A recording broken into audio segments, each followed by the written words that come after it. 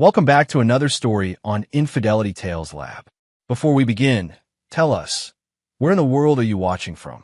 Now, let's dive into today's story. Chapter 1. The Foundation Cracks. Roland Pierce stood at the window of his corner office, watching the Seattle skyline blur through the rain. At 45, he was a man who had built everything from nothing, a construction empire that stretched across 3 states, a reputation forged in concrete and steel. His weathered hands, scarred from his early days swinging hammers, now signed contracts worth millions. 22 years ago, he'd married Brenda Stark, a beautiful college sophomore who'd been impressed by his ambition when he was just a hungry contractor with a single crew.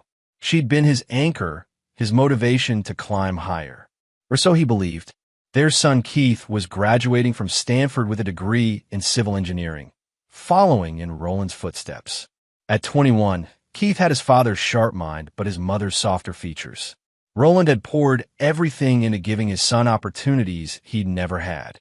The graduation dinner was set for tomorrow night at the Fairmont Olympic Hotel. Brenda had insisted on inviting her brother Doug Stark, a failed businessman who'd been living off Roland's generosity for years. Doug's bitter resentment toward Roland's success was poorly hidden behind forced smiles and backhanded compliments. Roland's phone buzzed. A text from Brenda. Working late again. Don't wait up. He frowned. She'd been working late frequently at her job as a real estate agent. When he'd started Pierce Construction, Brenda had been his bookkeeper, his partner in building their future. But success had changed her. She'd grown distant, critical, embarrassed by his rough edges despite the fortune they'd built together. That evening, Roland sat alone in their mansion in Bellevue, eating takeout Chinese food. The house felt hollow, filled with expensive furniture, but empty of warmth. Keith was still in California, finishing his final exams. The silence pressed against Roland's ears like a weight. He'd worked 16-hour days for 2 decades, missing little league games and school plays, all to give his family everything. But lately, he wondered if he'd build a fortune while losing what mattered most. Roland's phone rang. Keith's name flashed on the screen. Dad, I've been working on my speech for tomorrow. I want it to be perfect. Your speech. For the dinner. Mom said I should say something to thank everyone who supported me. Roland smiled, the first genuine one in weeks. You don't need to thank anyone, son. You earned this. I know, but Keith paused. Dad, there are some things I need to say. Some truths that need to come out. What kind of truths? You'll understand tomorrow. I want you to know that no matter what happens, you're the man I want to become. Not perfect, but real. Honest. The line went quiet for a moment. Keith, I love you, Dad. Remember that tomorrow, okay? After Keith hung up, Roland stared at the phone. Something in his son's tone unsettled him, but he pushed the feeling aside, attributing it to pre-graduation nerves. Chapter 2. The Speech That Changed Everything. The Fairmont Olympics' private dining room gleamed under crystal chandeliers. Roland adjusted his tie, uncomfortable in the formal setting despite owning companies that had built half the luxury hotels in the city. He preferred job sites to banquet halls. Brenda arrived looking stunning in a black cocktail dress, her blonde hair perfectly styled. But her smile seemed forced, her eyes avoiding his.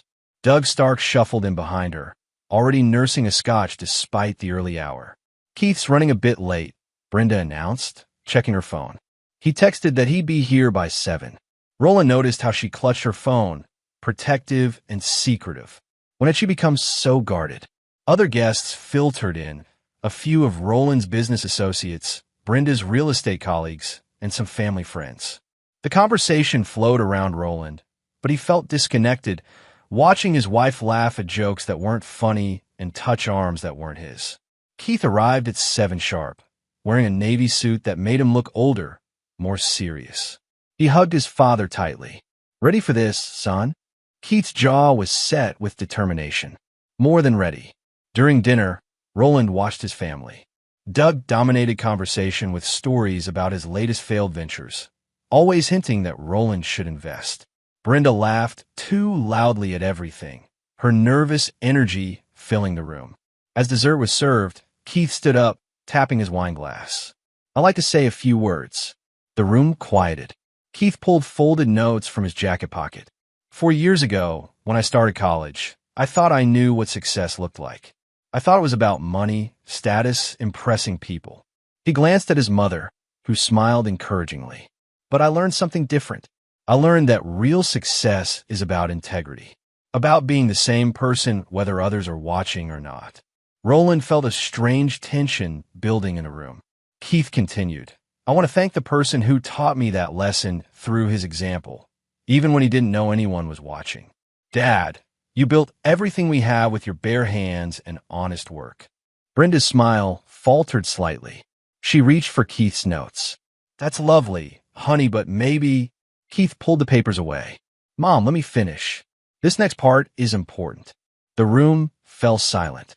Roland's hands clenched involuntarily. I also learned that the people closest to you can hurt you the deepest.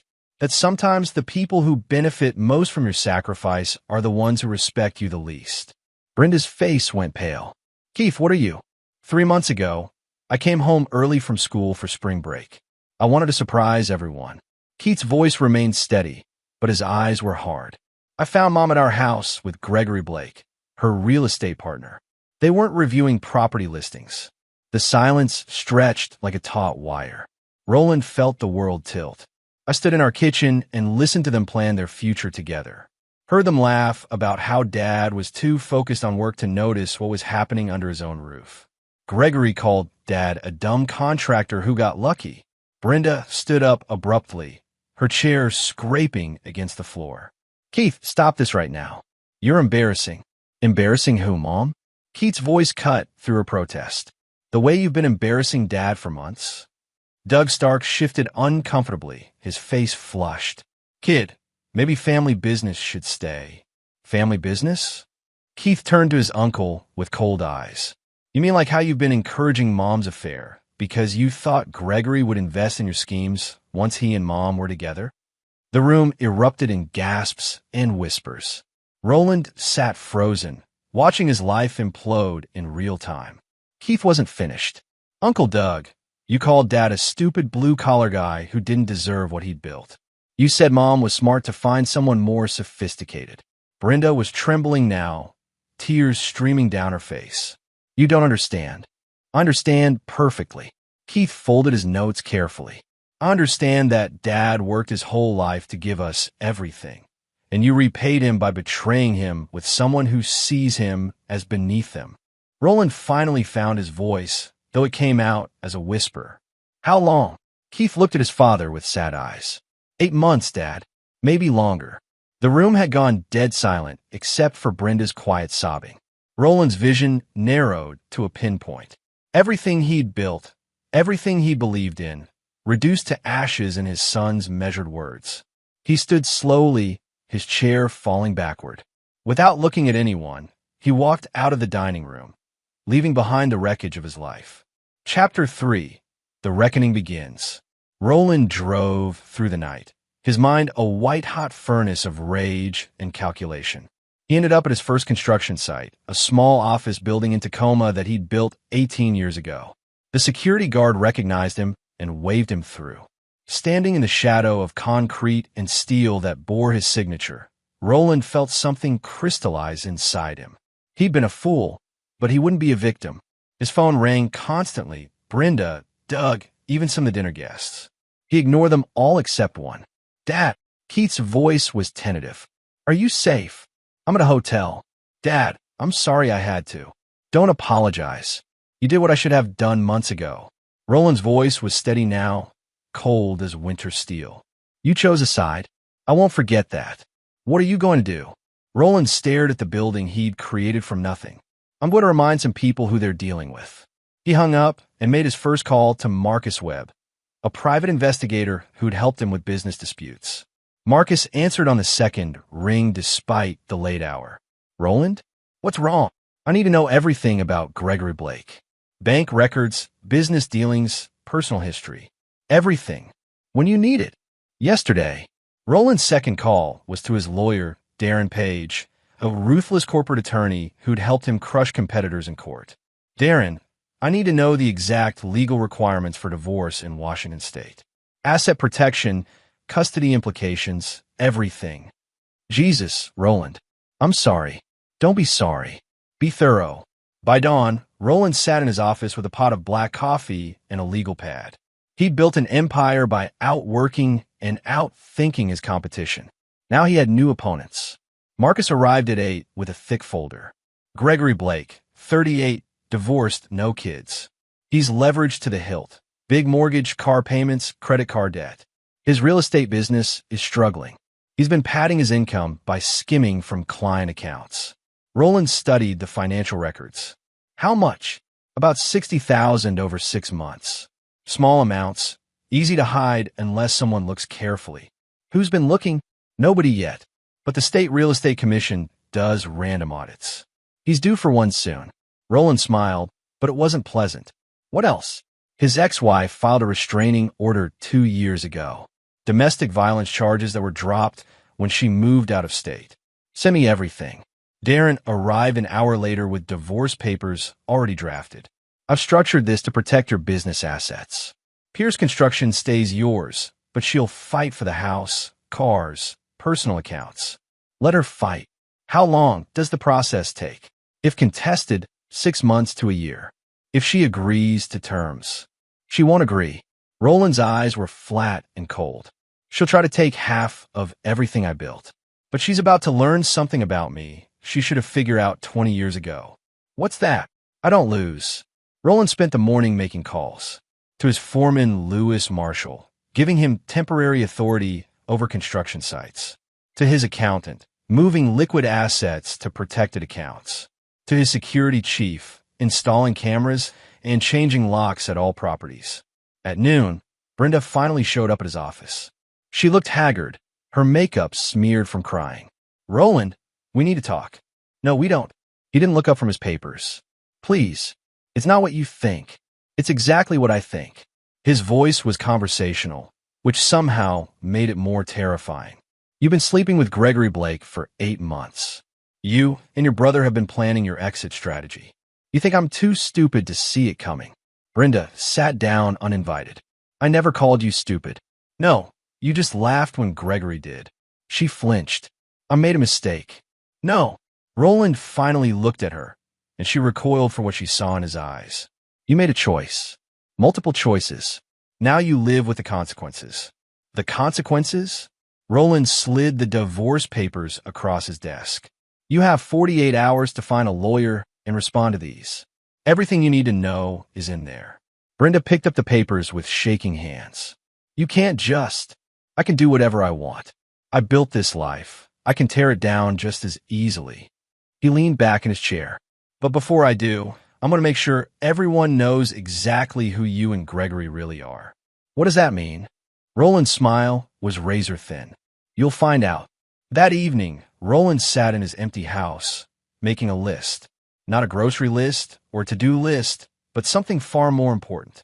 A list of everyone who had betrayed him, enabled the betrayal, or would try to profit from his destruction. Brenda's name was at the top, followed by Gregory Blake and Doug Stark. But there were others, mutual friends who'd probably known about the affair, business associates who might try to take advantage of his personal turmoil, anyone who thought Roland Pierce could be counted out. They were all about to learn why he'd risen from a carpenter's helper to owning a construction empire worth $50 million.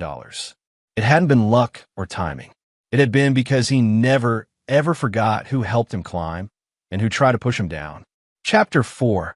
Foundations and Fractures. Roland's investigation into Gregory Blake's business practices bore fruit faster than expected. Marcus Webb had a contact in the State Real Estate Commission, and a few carefully placed phone calls accelerated Gregory's scheduled audit by 3 months. They'll be knocking on his door Monday morning, Marcus reported. When they find the missing client funds, it'll trigger criminal charges. How long does he have? Maybe a week to cover the gap before they notice. But he doesn't have $60,000 liquid. His credit's maxed out. Roland nodded. Phase 1 was elegant. Let Gregory destroy himself with his own greed. But it was just the beginning. Meanwhile, Roland had his accountant freeze joint accounts and transfer funds to business entities that Brenda couldn't touch. She'd be shopping for lawyers with whatever cash she had in her purse. Keith returned from California that weekend, moving into a corporate apartment Roland kept for visiting executives. Father and son sat in Roland's study, the weight of unspoken words heavy between them. "I keep thinking I should have told you sooner," Keith said. "You were protecting me. I understand that." Roland poured 2 glasses of whiskey. "But now I need to know everything. Every detail you remember." Keith's jaw tightened. "Gregory wasn't just sleeping with Mom. He was planning to steal your clients. I heard them talking about starting their own construction company once they got access to your business contacts." "Ow! Mom has copies of all your client lists, vendor contracts, everything. She's been feeding information to Gregory for months." Roland felt the familiar cold rage settle in his chest. Corporate espionage on top of adultery. What else? Uncle Doug has been gambling again. Heavy losses. That's why he's been pushing Mom toward Gregory. He owes people money and thought Gregory would help pay his debts. "How much does Doug owe?" "I heard him mention 40,000 to someone on the phone." He sounded scared. Roland filed that information away. Doug's desperation made him vulnerable, and vulnerable people made mistakes. Sunday evening, Brenda showed up at the house with her divorce attorney, a sharp-faced woman named Melanie McFarland who specialized in high-asset divorces. "Mr. Pierce, my client is willing to negotiate a reasonable settlement." "Your client gets nothing." Roland cut her off. "She violated our prenuptial agreement by committing adultery. She forfeits all claims to marital assets." McFarland smiled thinly. "Prenups can be challenged, especially 20-year-old ones. Times change, circumstances. The circumstances are that your client is a cheating whore who's been stealing from my business." Roland's crude language was calculated, designed to provoke a reaction. Brenda burst into tears. "Roland, please. Save it for someone who cares." McFarland bristled. "That language is completely inappropriate." "So, is adultery." Roland stood up. "You have 2 days to review the prenup and applicable law. After that, we settle this in court." After they left, Roland made another call to Marcus Webb. "I need surveillance on Doug Stark. Who he meets, where he goes, who he owes money to. You thinking of helping him out with his debts?" In a manner of speaking, Monday morning brought the expected chaos. Gregory Blake's real estate office was swarmed by state investigators, seizing computers and files. By noon, news of his embezzlement charges was spreading through Seattle's real estate community like wildfire. Brenda called Roland in hysterics. "They arrested Gregory. This is your doing." "Is it? I thought honest businessmen didn't get arrested for embezzlement." "You're destroying an innocent man." "Innocent?" Roland's laugh was harsh. 60,000 in stolen client funds says otherwise. "But don't worry. I'm sure you can visit him in county jail." That evening, Roland received an unexpected visitor. Sally Clay, Brenda's longtime friend and fellow real estate agent, stood nervously in his office lobby. "Roland, I need to talk to you." "About what?" "About Brenda and Gregory. There are things you don't know." Roland's interest sharpened. Sally had been Brenda's confidant for years. "What things? Can we speak privately?" They went to his office. Sally accepted a cup of coffee with shaking hands. "I tried to warn Brenda that she was making a mistake, but she wouldn't listen. She said you'd never find out because you were too busy working to notice anything." "How long have you known?" "Since it started. Maybe 10 months ago." Sally's voice was barely a whisper. "But Roland, there's something else. Something worse." "Tell me." "Brenda's been planning to leave you for over a year. She's been systematically copying your business files, taking photos of contracts, building a client database. She and Gregory weren't just having an affair. They were planning to start a competing construction company." Roland's hands clenched. "Using my clients and contacts." "Yes, and there's more. Doug's gambling debts aren't random. He's been betting on inside information about your construction projects, completion dates, cost overruns, permit delays. Someone's been feeding him information to sell to competitors." "Who?" Sally met his eyes. "Brenda." The room went silent except for the hum of air conditioning. Roland processed this new betrayal, adding it to his growing list of grievances. "Why are you telling me this now?" "Because Gregory's arrest changed everything. Brenda's panicking, making threats. She said if you destroy her, she'll destroy you too." She knows things about your business that could hurt you. What things? I don't know specifics, but she mentioned safety violations, unpermitted work, bribes to city officials. She's been documenting everything, building a case against you. Roland stood and walked to his window, looking out at the city he'd helped build. Sally, I want you to do something for me. What?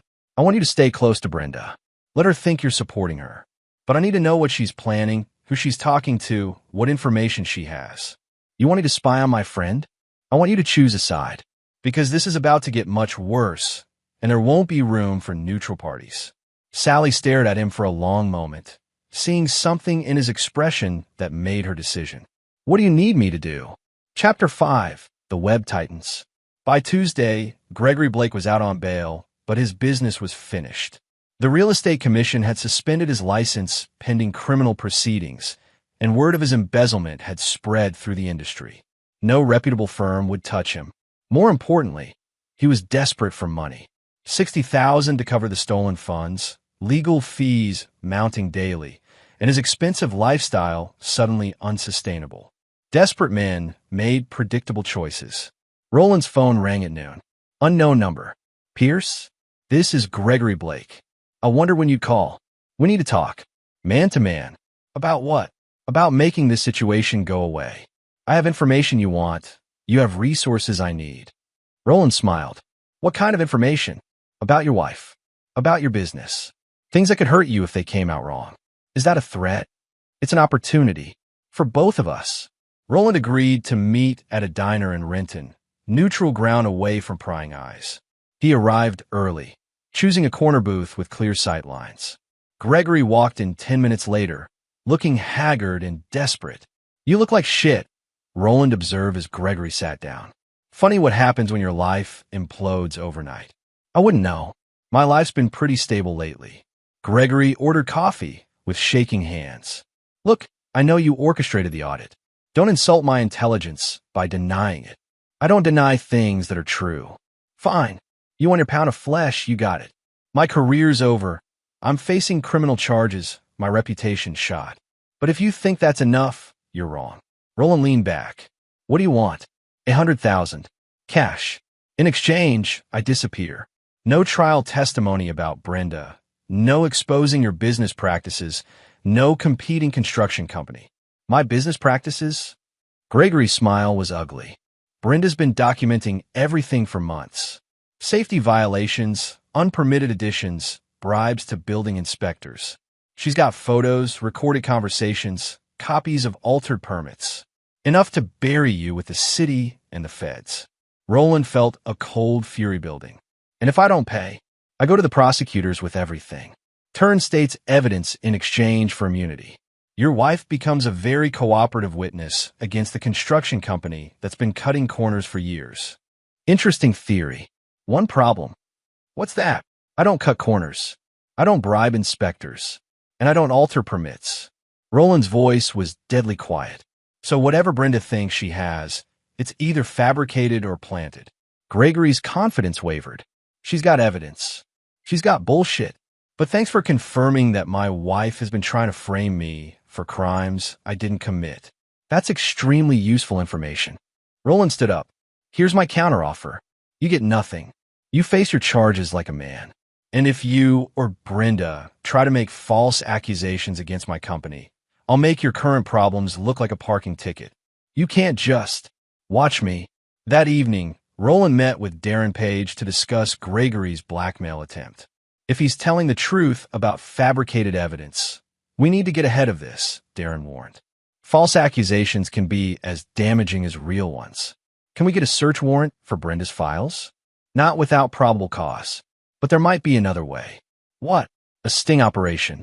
Get her to admit she's fabricating evidence. Record the conversation.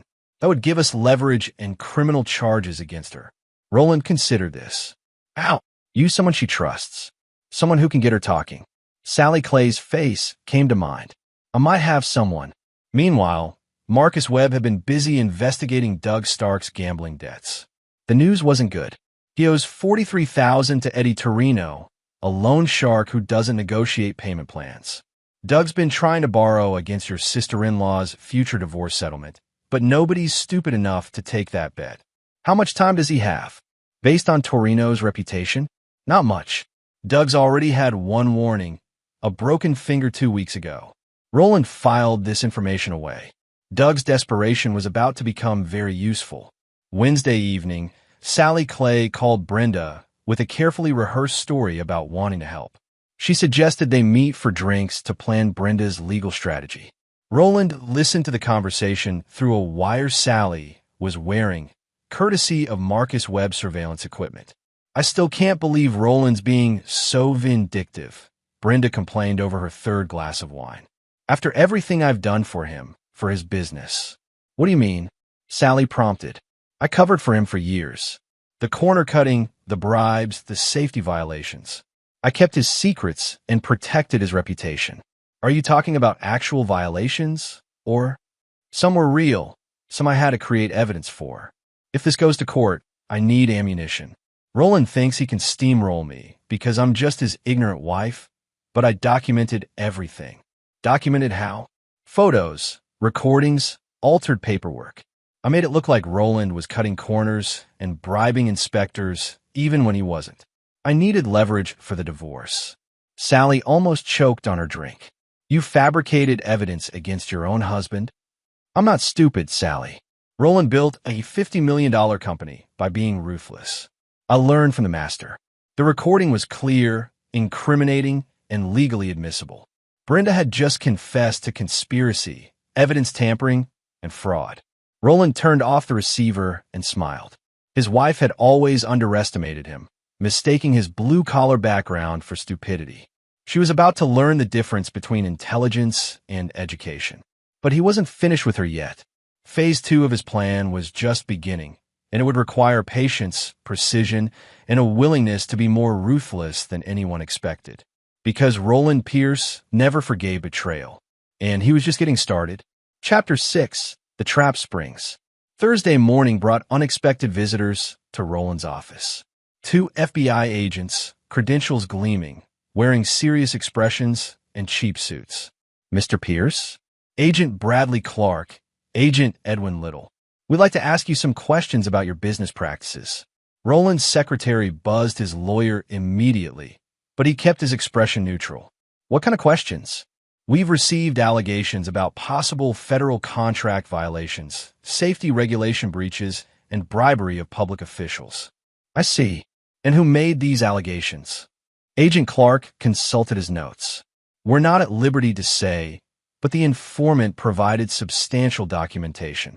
Darren Page arrived within minutes, and the interview was postponed until afternoon. As soon as the agents left, Roland called Marcus Webb. Brenda moved faster than expected. She's gone to the feds. With fabricated evidence? Probably, but they have to investigate once a complaint is filed. This was the moment Roland had been preparing for. He'd spent 20 years building his company by the book specifically because he'd grown up watching crooked contractors get destroyed by legal problems. Every permit was legitimate, every safety protocol followed, every penny of taxes paid. But Brenda didn't know that. She thought she was married to a man who cut corners like her father had, a small-time builder who'd lost everything to regulatory violations when Brenda was 15. At 2 p.m., Roland and Darren sat across from the FBI agents in a sterile conference room. Mr. Pierce, we need to ask about specific projects, Agent Clark began. The Meridian Office Complex, the Harbor View Apartments, the Bellevue Medical Center. Roland answered every question with documentation. Permits, inspection reports, safety certifications, financial records. Everything legitimate, everything properly filed. These reports contradict the allegations we received, Agent Little admitted after 2 hours. What allegations specifically? Darren pressed. Bribery of building inspector Kenny Ackerman, falsified safety reports, use of substandard materials on federal projects. Roland almost smiled.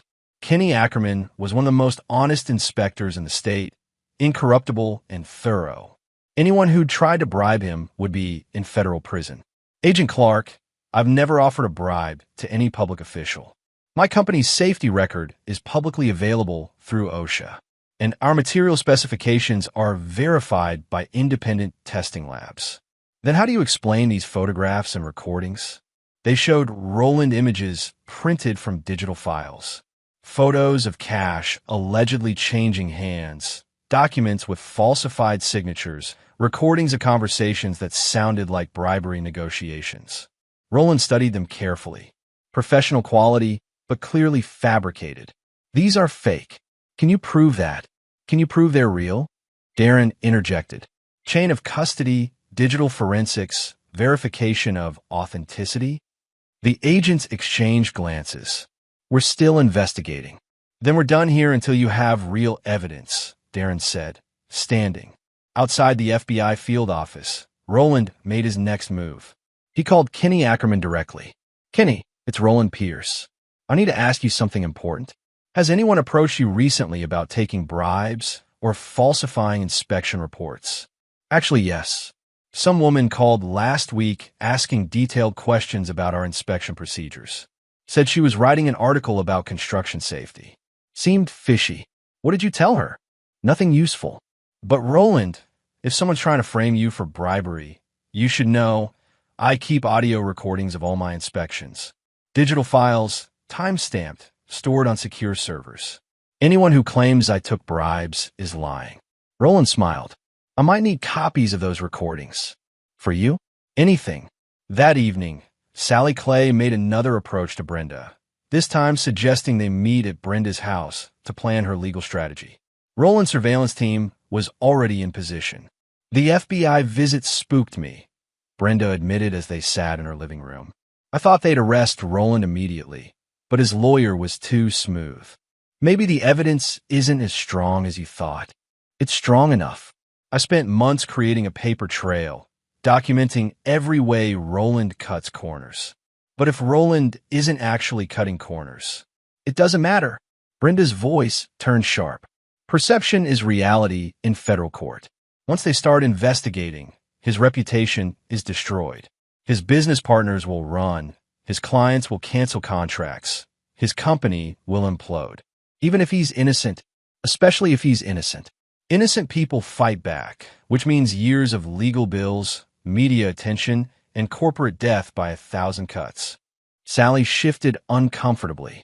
Brenda, what if Roland finds out you fabricated evidence? He won't. I used Gregory's connections to create the fake documents. Professional quality, untraceable to me. And Gregory's okay with this? Brenda's smile was cold.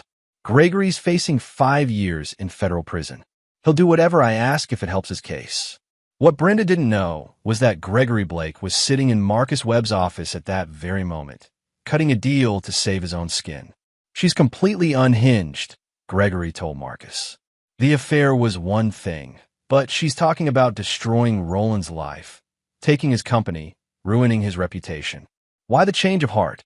Because I'm facing real criminal charges, and she's asking me to commit more crimes to cover for her fake evidence. I may be a thief, but I'm not stupid. Marcus slid a cooperation agreement across the desk. Sign this, and the DA will recommend reduced charges. All you have to do is testify truthfully about Brenda's plans. Gregory signed without hesitation. By Friday evening, Roland had everything he needed. Recorded confessions, expert analysis proving the evidence was fabricated, witness statements from Kenny Ackerman, and Gregory Blake's cooperation. But he wasn't ready to spring the trap yet. Brenda had committed multiple felonies, but she wasn't the only target. Doug Stark had been feeding her information, profiting from insider knowledge, and using family access to gather intelligence for competitors. Roland wanted them all.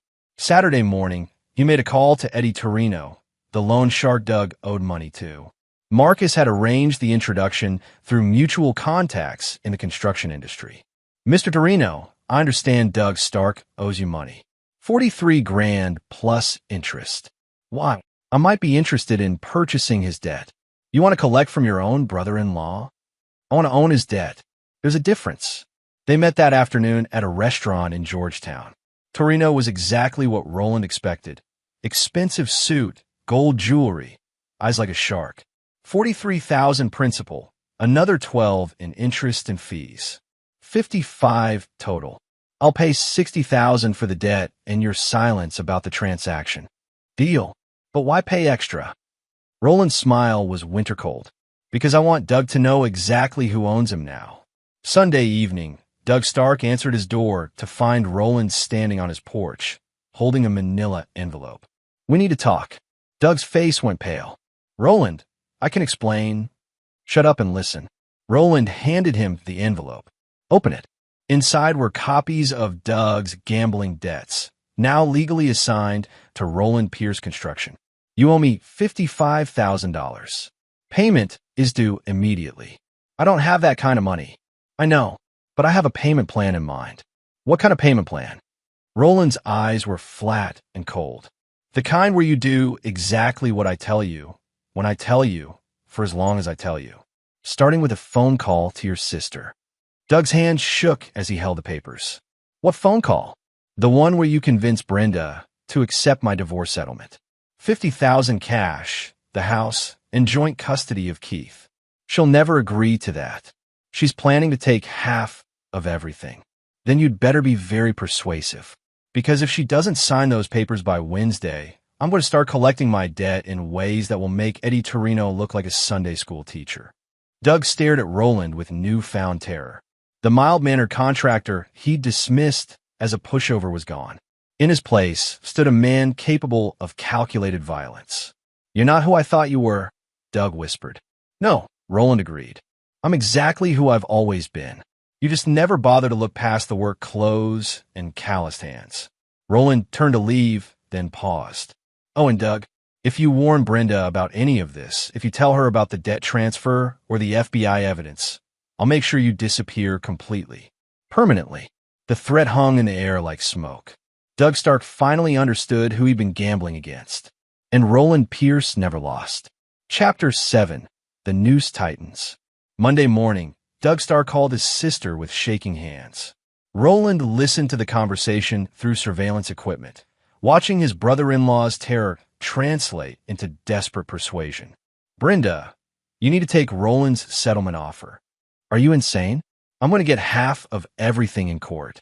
No, you're not. He's got lawyers, investigators, connections you don't understand. Take the money and run. Doug, what's wrong? You sound scared. I am scared. For both of us. But Brenda was too arrogant to listen. She hung up, convinced that her fabricated evidence would destroy Roland in federal court. She was about to learn how wrong she was. Tuesday afternoon, Agent Bradley Clark called Roland personally. Mr. Pierce, we've completed our forensic analysis of the evidence provided by the informant. We need to discuss our findings. This time, the meeting was at the FBI field office in a more formal setting. Roland and Darren sat across from a full team of investigators. The photographs and recordings have been digitally manipulated, Agent Clark announced. Professional work, but detectable under forensic analysis. The documents contain forged signatures and falsified timestamps. So, my client is cleared of all allegations? Darren asked. More than that, we're treating this as a federal crime. Providing false evidence to federal agents, conspiracy to defraud, wire fraud if digital communications were involved. Agent Little leaned forward. Mr. Pierce, we believe your wife fabricated this evidence to harm you personally and professionally. We'd like your cooperation in building a case against her. Roland pretended to consider this. What kind of cooperation? Controlled contact, recorded conversations. Help us build an airtight case. I'll do whatever it takes to protect my company's reputation. What the FBI didn't know was that Roland already had everything they needed. But letting them build their own case would add federal charges to Brenda's legal problems. Wednesday morning, Brenda received a call from her divorce attorney with devastating news. The FBI cleared Roland of all allegations. Worse, they've opened a criminal investigation into who provided the false evidence. That's impossible. The evidence was solid. The evidence was fabricated, and they can prove it. Brenda, you need to tell me right now if you had anything to do with creating false documents. Brenda's silence was admission enough. Jesus Christ, do you understand what you've done? Federal charges, disbarment for me, if they think I knew, criminal conspiracy. They can't prove anything. They don't have to. They have digital forensics, witness statements, and a paper trail leading straight to you. Melanie McFarland quit as Brenda's attorney that afternoon, leaving her scrambling to find new representation. But word had spread through Seattle's legal community. Brenda Pierce was radioactive. That evening, Brenda called Roland in desperation. "We need to talk. About everything. I thought we'd said everything we needed to say. Roland, please. I made mistakes, but we can fix this. We can work things out. The only thing we need to work out is your plea bargain. Plea bargain for the federal charges you're about to face. False evidence, conspiracy, wire fraud. You're looking at 5 to 10 years. The line went quiet. Roland, I never meant. You never meant to get caught. Please, I'll sign whatever divorce settlement you want. I'll disappear, start over somewhere else. Just make this go away. I can't make federal charges disappear, but I might be willing to limit the scope of my cooperation with investigators. What do you want? Full confession, recorded statement admitting you fabricated evidence and attempted to frame me. Complete disclosure of Gregory's involvement. And you sign over all claims to marital assets. That's everything. That's what happens when you try to destroy an innocent man." Thursday morning, Brenda sat in Roland's office with a court reporter giving a full confession under oath. She admitted to fabricating evidence, bribing Gregory Blake's cooperation with promises of shared divorce proceeds, and conspiring to destroy Roland's business reputation. The recording was devastating, comprehensive, and legally binding. But Roland wasn't finished with her yet. "There's one more thing I need," he told her after the court reporter left. "What?" "Information about who helped you, who knew about the affair, who encouraged the evidence fabrication, who planned to profit from my downfall." Brenda's face went pale. "I can't." "You can and you will. Because those people are accessories to federal crimes, and I want all of them. Roland, some of these people are our friends. Our friends." Roland's laugh was harsh. "Brenda, anyone who helped you try to destroy me was never my friend. They were vultures waiting for my corpse to feed on." Over the next hour, Brenda provided names, dates, and details. Sally Clay had been secretly recording their conversations on Roland's behalf, but others hadn't been so wise. 3 of Brenda's real estate colleagues had known about the affair and encouraged the evidence fabrication. 2 of their mutual friends had been promised business opportunities once Roland's company collapsed. Roland added each name to his list, planning separate reckonings for each betrayer. Friday afternoon, he received a call from Kenny Ackerman with interesting news. "Roland, you remember that woman who called asking about inspection procedures? The one who seemed fishy. I did some checking with other inspectors. She called all of them, asking detailed questions about bribery procedures, how someone might falsify inspection reports, what documentation would be most convincing. Building a how-to manual for evidence fabrication." Exactly. But here's the interesting part. She wasn't the only one. Gregory Blake called 2 weeks earlier, asking similar questions. Roland smiled. Gregory's cooperation with federal investigators was about to become much less valuable. His participation in evidence fabrication made him a co-conspirator, not just a witness. Saturday evening, Roland met with Keith at a steakhouse in downtown Seattle. Father and son sat in a quiet corner booth, finally able to speak freely. "How do you feel about everything that's happened?" Roland asked. Keith considered the question carefully. "Angry, disappointed, but not surprised. Not surprised. Mom's been changing for years, getting more bitter, more entitled. I think she convinced herself that she deserved more than what she had. And what about me? Do I deserve what I built?" Keith met his father's eyes. "You worked for every dollar, every contract, every success. You earned everything through honest effort. What she tried to do to you was unforgivable." Roland nodded. "What happens next won't be pretty. Your mother's going to prison, Gregory's life is destroyed, your Uncle Doug is going to have some difficult years ahead." "Good," Keith said simply. "They made their choices. You might be called to testify in federal court. I'll tell the truth. All of it." Roland raised his glass. "To family. Real family." Keith clinked his glass against his father's. "To justice." But justice, Roland knew, was more than just legal consequences. Real justice was comprehensive, personal, and permanent. The legal system would handle Brenda, Gregory, and the evidence fabrication. Roland would handle everything else. Chapter 8. The Reckoning Expands. The following Monday brought a cascade of consequences that rippled through Seattle's business community like an earthquake. Federal prosecutors announced charges against Brenda Pierce, Gregory Blake, and 3 associates for conspiracy to provide false evidence to federal agents. But Roland's private justice was just beginning. His first target was Joan Macias, Brenda's real estate colleague who had known about the affair for months and actively encouraged the evidence fabrication. Joan had been promised a lucrative partnership in the construction company that Brenda and Gregory planned to start with Roland's stolen client list. Roland's approach was surgical and devastating. Through Marcus Webb's investigations, he discovered that Joan had been skimming money from her real estate clients' escrow accounts. Small amounts, carefully hidden, but totaling nearly $30,000 over 2 years.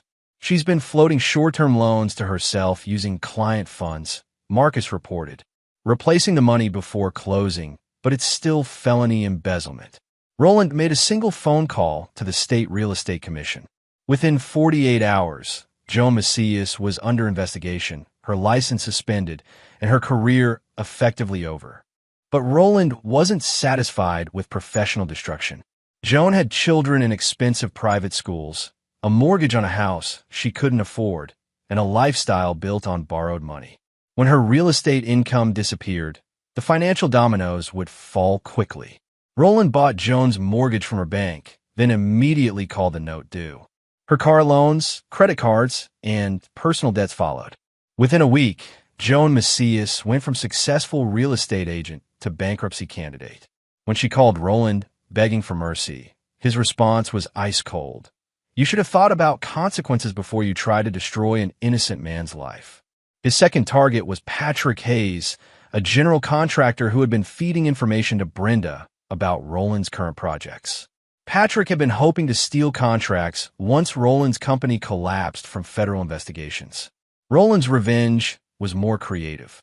He purchased the company that supplied Patrick with construction materials, then systematically delayed deliveries, raised prices, and created supply chain problems that caused Patrick's projects to run late and over budget. Simultaneously, Roland reached out to Patrick's clients with better bids and faster completion times.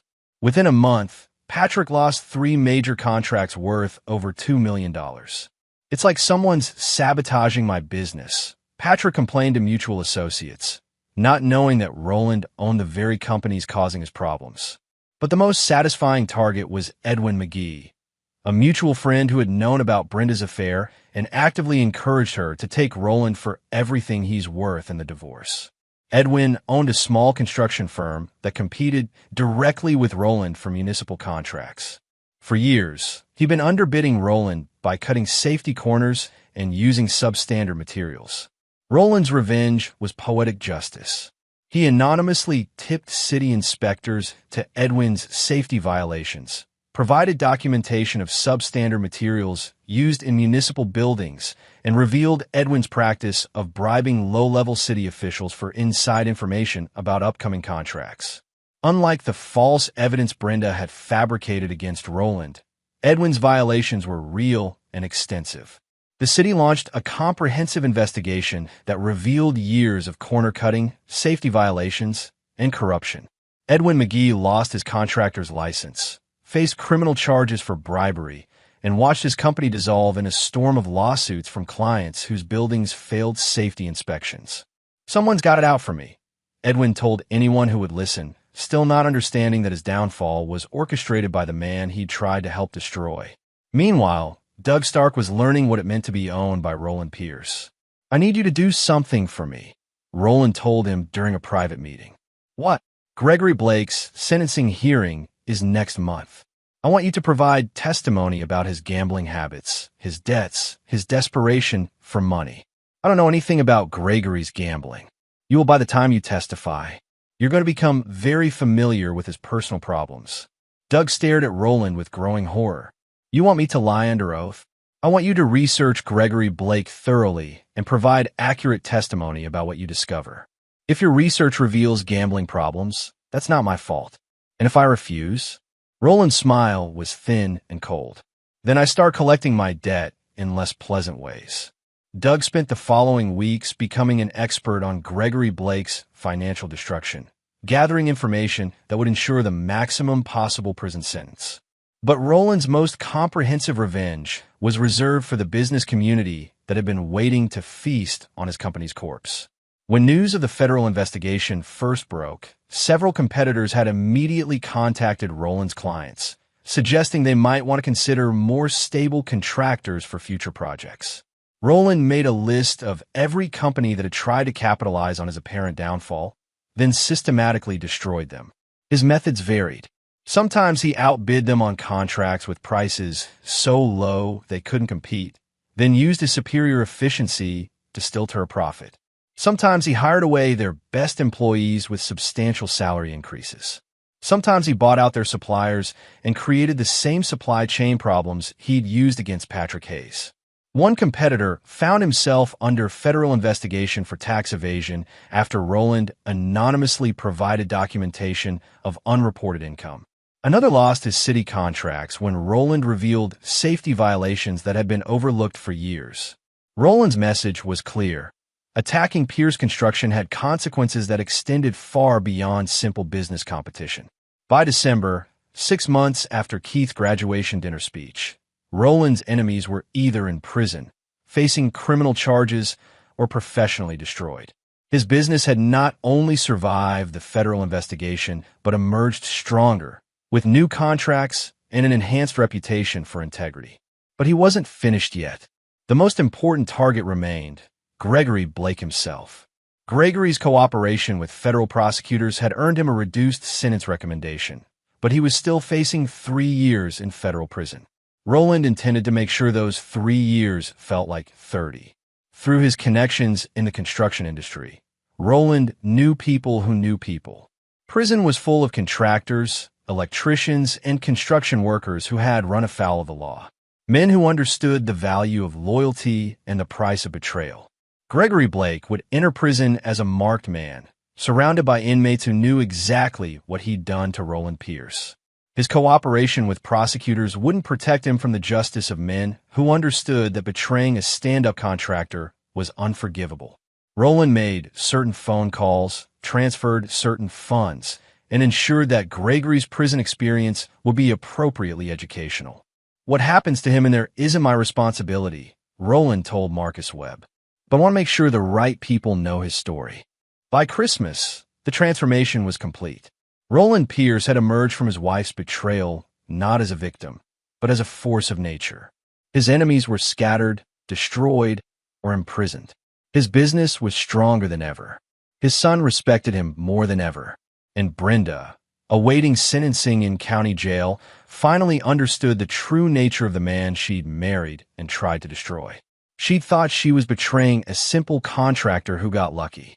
She'd actually declared war on a force of nature who never forgot, never forgave, and never lost. Chapter 9. The Final Judgment. 6 months later, Roland Pierce stood in federal court as Brenda received her sentence.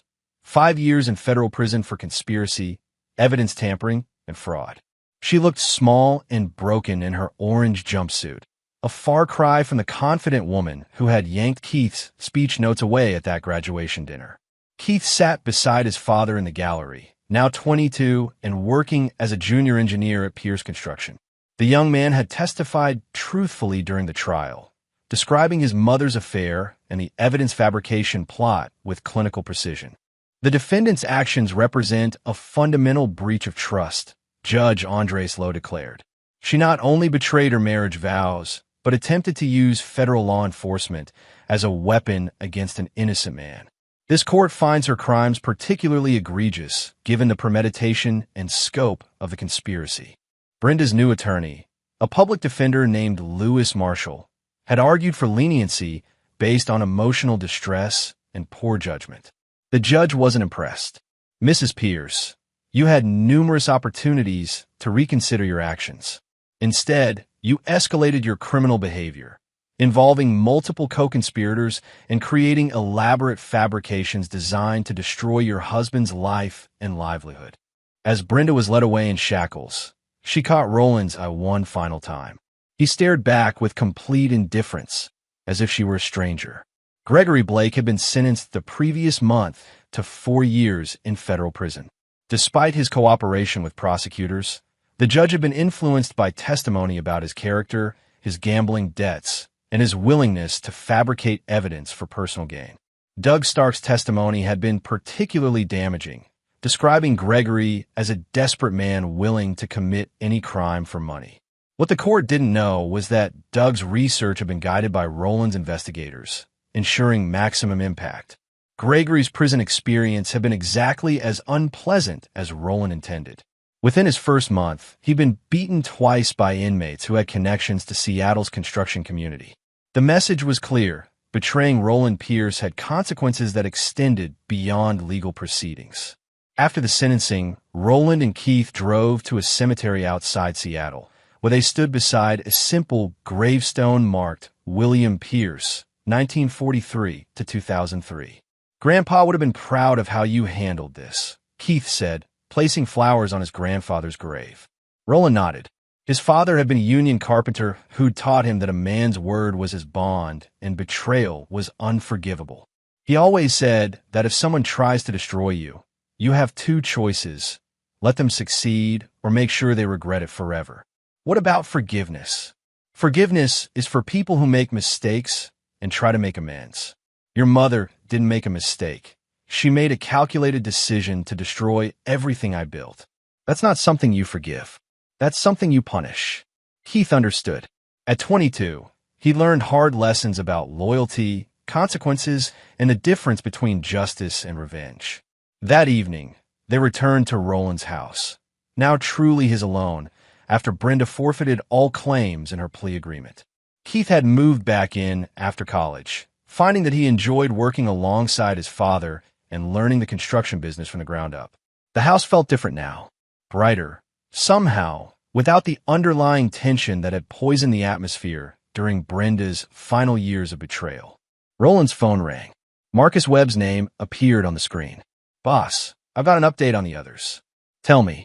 "Joan Macias filed for bankruptcy last week. Lost her house, cars, everything. She's working a retail job for minimum wage. Patrick Hayes closed his business. He's working for someone else now, hourly wages. His wife filed for divorce when the money ran out. Edwin McGee, 3 years in state prison for bribery and fraud. His company's assets were seized to pay for repairing all the municipal buildings he screwed up." Roland nodded with satisfaction. "Anyone else on the list?" "Sally Clay sends her regards.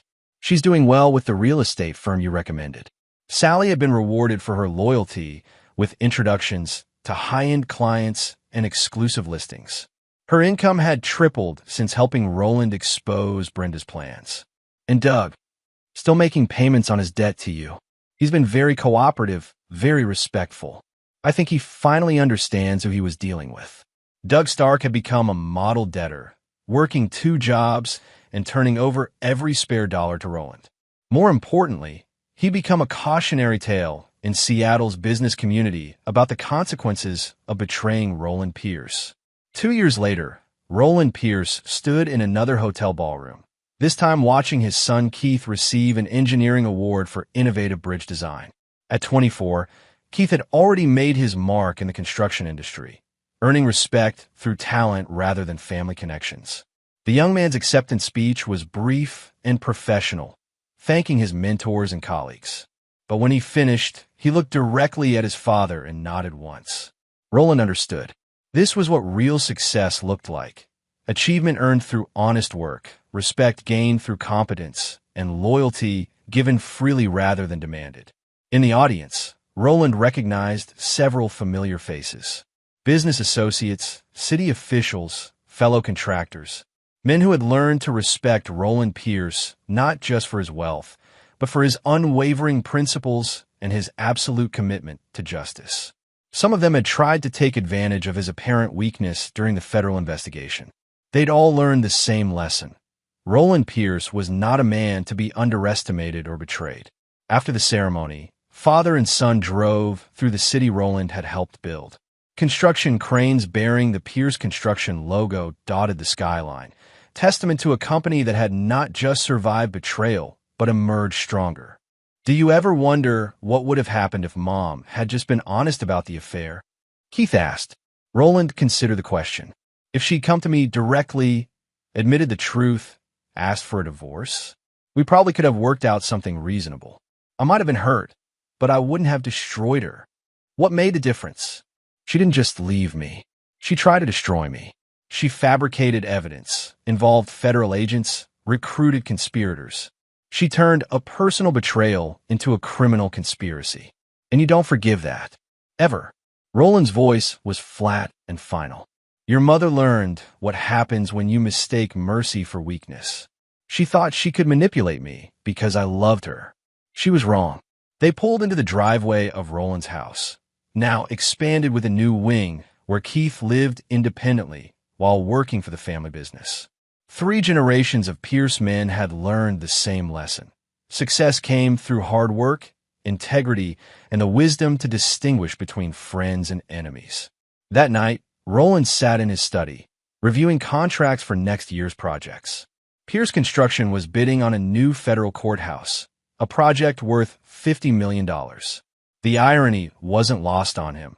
The same government that had investigated him based on fabricated evidence would now pay him to build their courthouse. His phone buzzed with a text from Keith, working late again. Some things never change. Roland smiled and typed back. Good habits are worth keeping.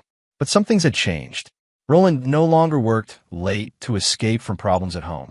He worked late because he loved what he did, because building things gave his life meaning, and because success was the best revenge against everyone who had ever doubted him. Brenda would serve another 3 years in federal prison, followed by supervised probation. Gregory Blake had 2 years remaining on his sentence, assuming he survived the experience. Doug Stark would be paying off his debt for another 8 years, a constant reminder of the price of betrayal.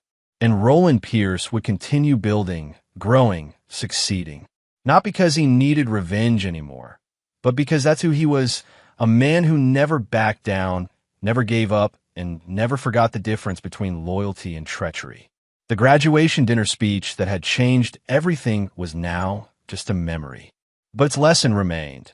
Truth has consequences, and some people learn them the hard way. Roland Pierce had built his empire with his hands, defended it with his mind, and preserved it with his unwavering commitment to justice. He never needed anyone's forgiveness, and he never granted it to those